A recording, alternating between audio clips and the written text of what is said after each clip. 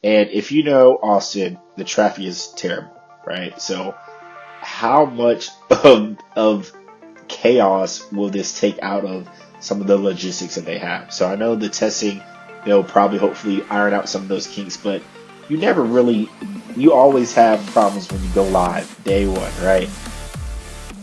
What's up? What's up? What's up? Welcome back, y'all, to another episode of Autonomous Income. I'm your co-host, Deuce Noble. And I'm your co-host, DJ. What's going on today, Deuce? Hey man, nothing much.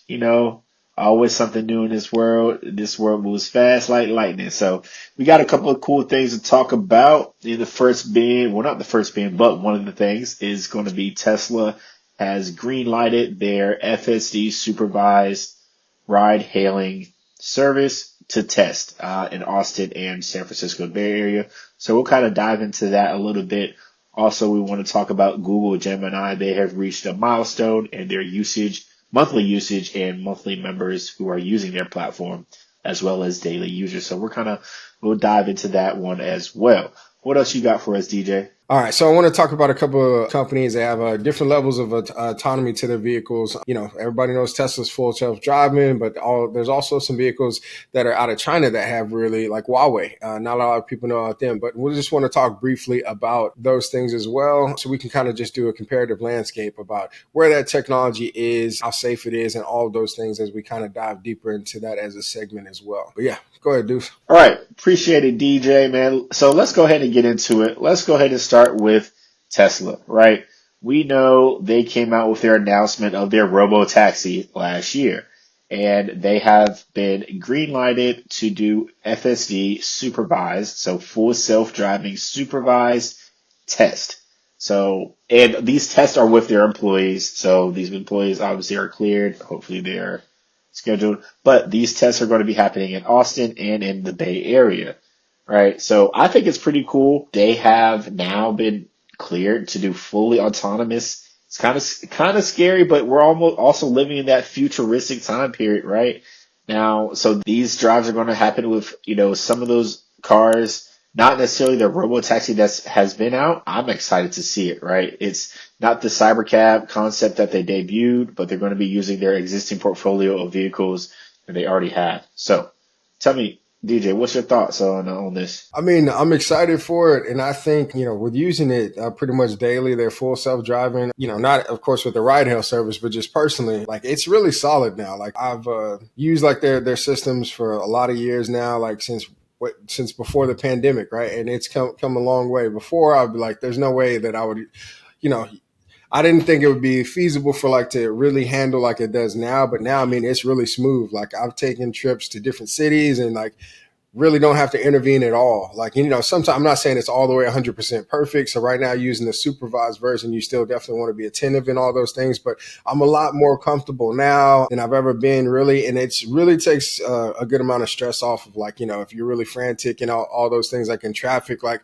it handles traffic really well now, lane changes and all of those things. So for the ride hail service in general, so that's just personal use. So in the ride hail service, I think for safety and all those things, I think it'll be really good. And people are kind of used to it anyway. I mean, you have Waymo, you have some other things that are, and I don't know if Waymo's already going in Austin. I believe it is, but I know definitely on the West Coast, like Waymo's already been a thing, and like that, I think in Nevada out there in Phoenix and all them, so either way, long story short, I mean, the whole point is just like, I think that this will be a good addition to what's out there and available. I read an article recently on young adults were saying like, preferring after the club to kind of use these or after like certain events and activities. And then like women, like there was something that came out on the news about like Uber driver who, would like stalk this girl or something like that. And so now Right. she only does Waymo, right? So that way it's just like, It's, like it's more personalized or with a personal, yeah. that safety you kind of take out.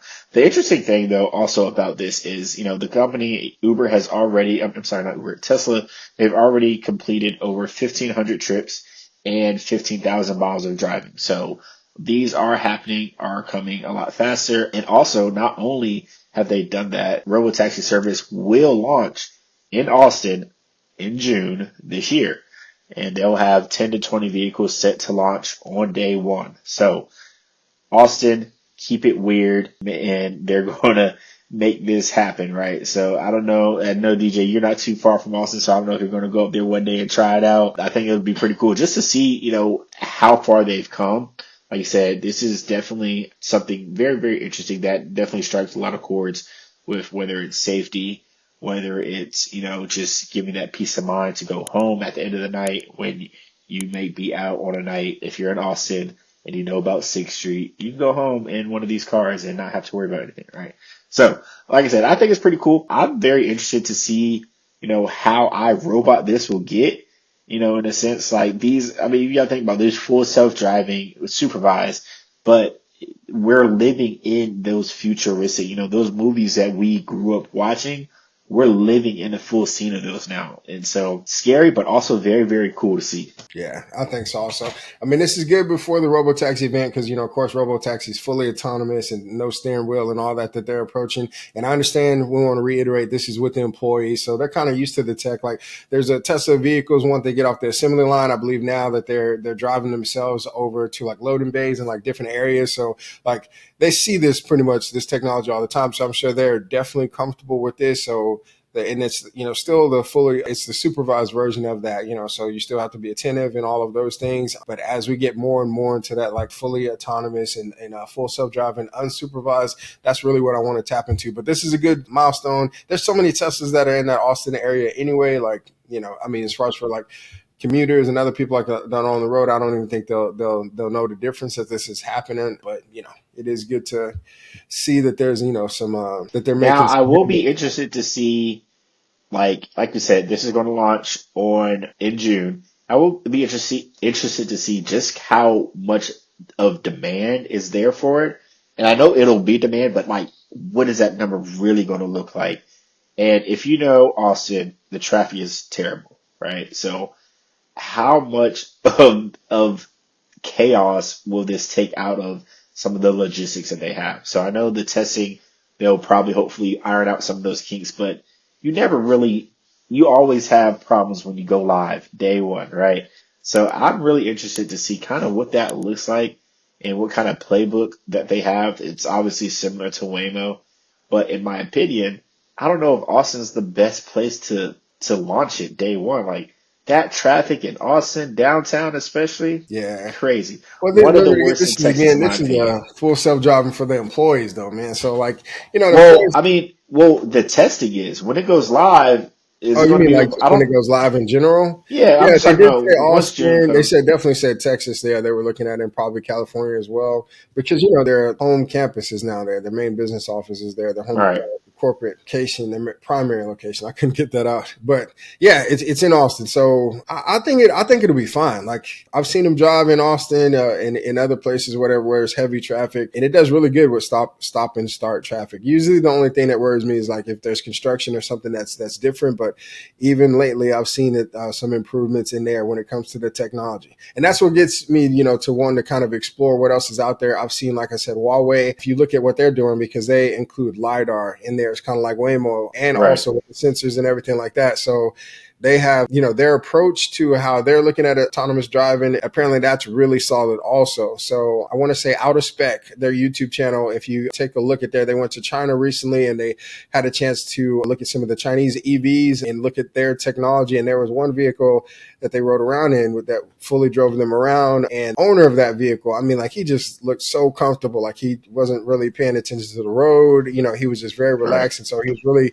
really comfortable, and then their traffic flow is a lot different than here in the States. So it was really interesting to kind of see that. So I'll link that video below so you guys can check that out and take a look at it. But yeah, the landscape is definitely changing. But I think for here in the States, if we did, Marquez Brownlee not too long ago did like a tier list, and I think he still has Tesla up there. But there's Chevy Cruise or whatever they call theirs for Chevy, and I think Rivian has some light version of it. So we'll get into Right. that a little bit deeper. But yeah, I'm excited where that's going. No, I'm Because excited honestly, really to brother's see. tired of driving all the time, man. Tired of driving all Now, the like I said, I'm really excited to see kind of where it takes off. Like I said, it is very interesting, and I know there's been a lot of technology working in that field. And I have a friend, you know what, we need to have her on the show coming up soon who works in this space. So let's reach out to her. We're going to get her on here to talk to her, bring her in because she's an expert in this field as well. And I think it would be really cool just to show not only some of the things that she's working on, but some of her insights that she has in this field as well.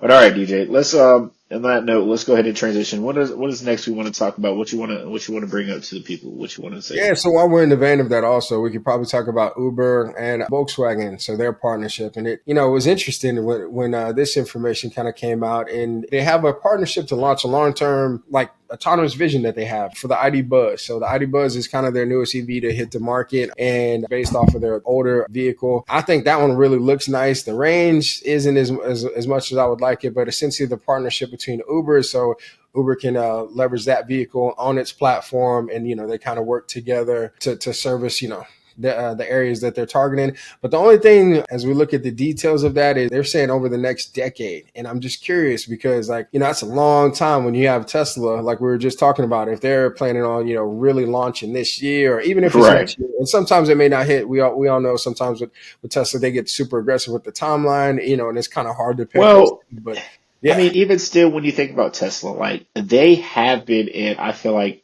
always will be at this point, light years ahead. And I even remember, Elon Musk releasing just giving some of the, morsels and say, hey, I want you guys and these car makers to catch up because I feel like Tesla has been so far ahead for a long time and that they're going to continue to be so far ahead. Yeah. And that's If in you the look at, States. Like we gotta, like if we broaden our horizons, like we can't just, I mean, and maybe, people don't plan absolutely, on, but I like looking at the whole global view because of the fact is like innovation happens everywhere, or like, these headwinds, like, China's making a lot of noise with companies like BYD and things like that with the battery tech that they have right. going on. And so it just, it keeps everybody competitive, and Tesla also serves in that market as well. But yeah, I agree with you. Like, I think, here in the States, definitely when it comes to EVs, Tesla's been miles and miles ahead of the competition. And then definitely with tech like full self-driving and all of those things, like just miles ahead of the competition. No, I think so too. I think, like I said, it'd be interesting to see, but even like you said, the 10-year plan that they have, I think it'd be cool just to see how it slates out. Hopefully it can be sped up. But yeah, I think that I partnership. absolutely think it's going to accelerate though, because I mean they're saying that testing of the ID Buzz it's going to begin late 2025. It looks like, and then the plan is to offer the rides on the Uber platform in 2026. So basically, in 2026, it'll be available like to where you can kind of hail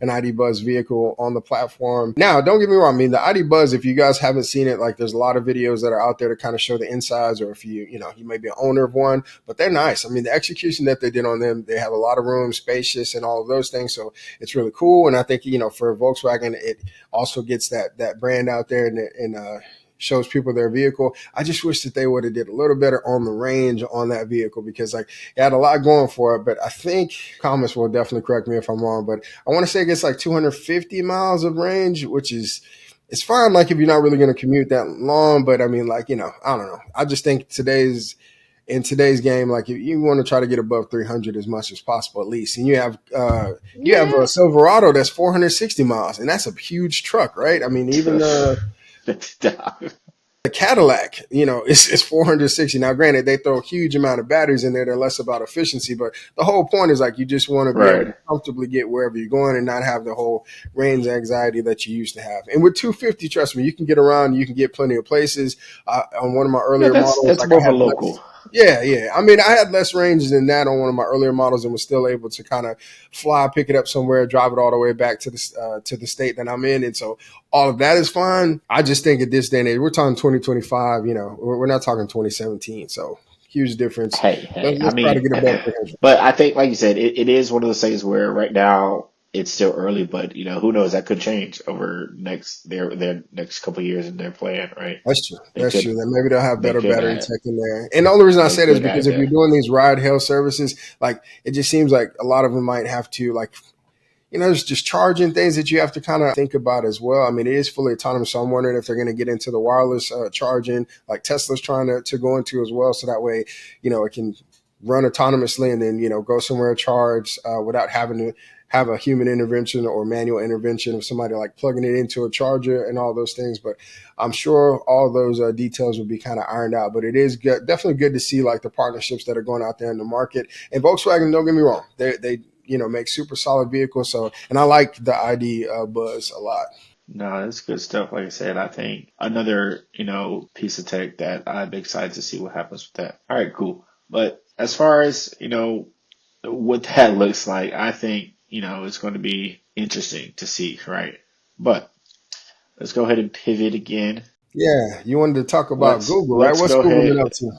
Look, Google Gemini has hit, they've hit their mark, right? So the Google Gemini has now reached a sky high number of users. They've reached 350 million monthly active users as of March of 2025. So, which is huge, right? Number that's really slated far above what it was at the end of last year, and they have a daily traffic of over 35 million users. So that's nothing to sneeze at. Big number. So which is really cool because now Gemini is getting a lot of traction in that realm as well. Like I know we like to talk about OpenAI kind of hogging that market space. So, even from the point of late last year, Gemini had daily active users, tens of millions users monthly, and 9 million daily, right? So the uptick in usage still far from catching up to OpenAI, and also they are still losing money on these active users per user. But I think that's just the name of the game right now. OpenAI is still actively losing money on their $200 premium monthly plan members, right? So however, I think it's really cool to see how Gemini is growing and, storing up some of that market space in this realm, right? So, man, I don't know. What do you think? What do you think about how they're kind of gaining Everybody on traction? that's been. I've been a huge fan of Gemini, like you know what I mean, like just the Right. models, because I mean, like Google's really they have it all cohesive, right? The browser, the documents, the other tools, they kind of make it's all embedded kind of into their flow.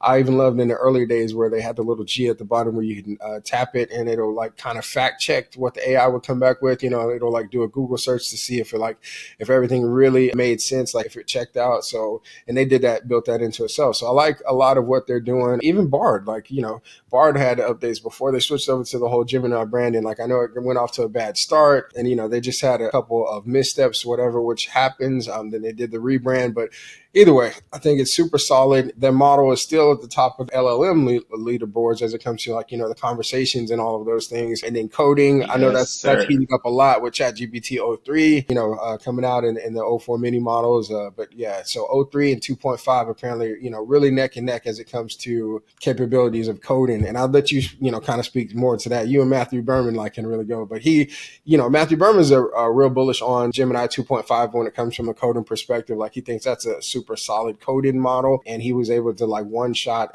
something that was really complex and everything like that. And so I really get a sense from him, and then yourself, coming from like your developer background, like on the sense of when it comes to coding, but general usage and everything like that. Like O3, honestly, just like I really like Gemini 2.5 Pro is definitely solid, and I use that. I kind of switch between those both, but I would have to say, Deuce, man, lately O3 has just been different. Like the It conversation has. because of the tools that are kind of baked into that training now that it happened, and like how I can just natively call them and talk. Like you can ask it a query, you can ask it something, and you'll just see it pulling up these tools like it's thinking about something, and it'll search the Right. web. And then all of a sudden, like it may bring up something and run some Python code, directly in there to kind of math some things out. And like remember years ago, you used to have to put in those. I forgot what they call them now. Maybe GPTs or whatever they call them, like where you had to like add in the functionality of like the extensions that you wanted to use. Essentially, like now it's just all cohesive in the model, and I mean like. It's really good. Now there are rate limits on O3 though, so before y'all go out there, even if you're on the plus plan, you can only use like 50 queries. I've already capped out like of some queries already. Well, I what I, Yeah, well yeah. to your point though, Gemini does not have rate limits, Yeah, so not that I've seen. I don't know if they have not them that I've published or seen, unpublished. I haven't but seen it, but also, yeah. And that could but I lead mean, you to, there's also the pricing. Like OpenAI, they have the what $200 pro plan or whatever a month, and Gemini and right now then is I know they just have the Gemini Advanced, which I believe is $20 a month. So yes, maybe yep. they're gonna have something equivalent to that plan, but they also are I'm taking two different I'm approaches sure they to it. will because you got to think, like we said, they're essentially losing money on each user, so ultimately they're going to come out with something. But it's like you said, even with, OpenAI and their models are coming out, they always have something up their sleeve. Even Sam Altman hinted to that their users may even be more than 600 million, which is, kind of what, they've been slated at for their active users monthly. It might be a little bit more than that. So we never really know the true story or the true thing that OpenAI might have going on, right? Yeah, what's if you look at the chart here though, with Meta, 800 plus million monthly active users. I mean, that's pretty solid as well. I mean, and you think because they, all the social media platforms, right? So I mean, they're getting heavy usage anyway. So I think like that's pretty good. And of course, they have open source models at least for the time being, so they have those available. Google covers a lot of ground, but and maybe if they're Google, what was their social media? Was it Google Plus or? They had like a Yeah, it was Google social, Plus. yeah. Like, so maybe if that would have, took off, then, things would have been a little bit different. But, Uh, Grok, DeepSeek, Perplexity is making a lot of headwinds also. I want to, we'll cover some more ground with Perplexity because they just had some recent announcement as well with their AI assistant capability, but we can talk through that. But either way, as you guys can see here, a lot of usage, monthly active users. People are leveraging this technology, of course, and most of you, our viewers, I'm sure, are leveraging these technologies. But when it comes to selecting which model that you want to use, it's really, I don't know, one that you can have that conversation with, and it feels like it's flowing really good, like it's kind of understanding what you're saying. And for me right now, Gemini Absolutely. 2.5 Pro, and Flash just came out too. So Gemini 2.5 Flash is good. So if you don't need to do something super complex, you can use the Flash model. It's just a lot quicker, and it's still a reasoning model. But O3 model right now for me is just like that. It was another one of those wow moments of just like kind of seeing it work and work through something. But yeah, that's kind of what it is. You want to just kind of Even so, I just kind of checked the numbers. I got the numbers in. So this may not be approximate, but ChatGPT and OpenAI, they capture approximately 60 to 70% of the generative AI market share, right? So we've been talking how I've been talking about the, how much cap space they have in this market, right? They're kind of, hoarding it, so to speak. They're trying to take up as much as that market space as possible. But, needless to say, Google and Gemini have a long way to go. I just still think OpenAI is a king. They're right now so far ahead, kind of like we talked about with Tesla being so far ahead in this space. But that can change in almost a blink of an eye, so to speak. But who knows? Like I said, OpenAI still has stuff up their sleeve, and we never know what they got. I feel like from a perspective overall, Google, umbrella, their company, Alphabet, they have a lot going on. Gemini is going to be there for sure, but What's OpenAI, they're interesting just here, though, is Microsoft not being on this list. Now that I think about it, because Microsoft, we know, the partnership with the OpenAI and the investment in yeah, the OpenAI, but Microsoft does have Copilot, so it would be interesting to kind of know how many Copilot users, because Microsoft is kind of more like Google, and they own their operating system, and they have their own browser and all of those things. So it's interesting, like how they would kind of be omitted with their queries. I doubt that would be rolled up into ChatGPT, or maybe it could be rolled up into there. That's what I'm thinking. Like that's segmented out. That's different. it could be because, like you said, these numbers are potentially, there, but it's interesting. Either way, the numbers make sense, and right now, OpenAI is making those dollars, right? So it's really interesting to see what those will look like in the future, whether Microsoft is going to come on the list with Copilot or they're rolling those up into OpenAI, right? But I think it's just one of those battles, right? You're like, oh, well, I like this brand because, or I like this one because it's right. So I don't know, but like I said, OpenAI is killing the game, right? They cooking. Let them cook. You gotta let them cook. Yeah, interesting to see. We benefit from it all on the consumer side and definitely on business owners' side as well. Tying into some of these APIs, doing some automation on the back end. If y'all have questions about that, please leave them below in the comment. There's a lot of automation platforms, but Deuce and I can definitely help out with any small companies that want to kind of set up and leverage a lot of these tools to, run social media marketing. I mean, you name it. Run your email like inbox, and just the whole gamut of it. There's just a lot of ways to do, even like, some small customer service use cases, right? For some inbound calls, some outbound. So if you have a real estate agent, or any other type of small business, plumbing companies, if you want something to kind of handle some of the inbound calls, a lot of this can be handled by these AI systems now, and they sound really good, very competent, and they automate a lot of stuff by sending you things that are completed or summaries of conversations on all of those things. So yeah, other than that, Deuce, what else you got? Hey man, that's it. That's a wrap for this week. As always, if you guys like, comment, subscribe, and share, and we'll catch y'all on the next one. For sure. Peace.